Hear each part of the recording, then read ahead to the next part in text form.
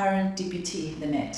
Sasa tutafanya mazoezi kadhaa ambayo unaweza kufanya ili kusaidia kuimarisha miguu yako. Sawa? Ni muhimu sana kwa kuinuka kutoka kwenye kiti na kwa kutembea kwa karibu kila kitu unachofanya. Sawa? Na labda unaona kwamba mguu wako wa kulia si wenye nguvu kama wa kushoto tangu upate kiharusi. Sawa?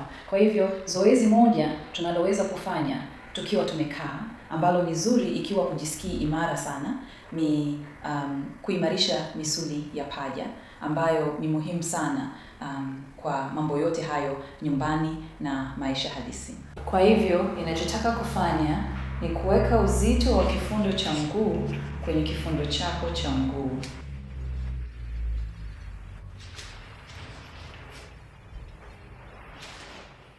Na ili kuimarisha mguu wako, tunahitaji kupata kitu ambacho ni kigumu, lakini si vigumu sana kwako kufanya. Kwa hivyo, ifikapo wakati umefanya mara 8 au 10, unapaswa kuona ni kazi ngumu. Sawa? Sawa.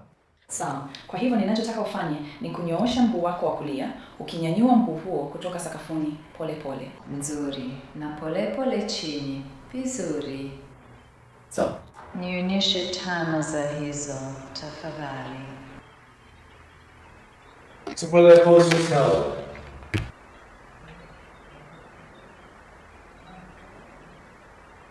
Nitaweka kitanda juu kidogo, na hii itakufanya iwe rahisi kusimama na kukaa chini. Sawa. Kwa hivyo tunakuja mbele. Sasa, mara ya kwanza kusimama ukitumia mikono yako kusaidia kujisukuma kutoka kitandani. Vizuri, na pole pole chini. Sawa.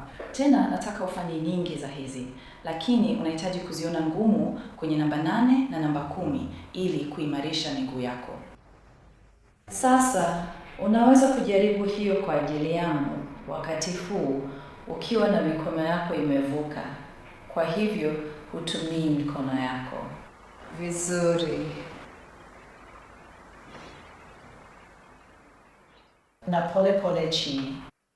Ili kukufanya iwe ngumu zaidi, nitashusha kitanda. Lakini kitu kingine unachoweza kufanya nyumbani ni kukaa kwenye kiti cha chini au kiti laini zaidi kama sofa la sebuleni. Kwa hivyo tujaribu hiyo.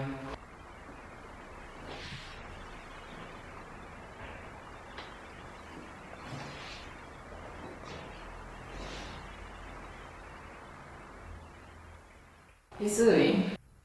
Ili kukupa changamoto kweli, nataka uweke nguvu kupitia mguu huo wa kulia. Sawa. Kwa hivyo, ningependa ufanye ni kuweka mguu wako wa kushoto wenye nguvu kidogo mbele zaidi. Sawa, sasa jaribu. Sasa ni ngumu zaidi. Vizuri.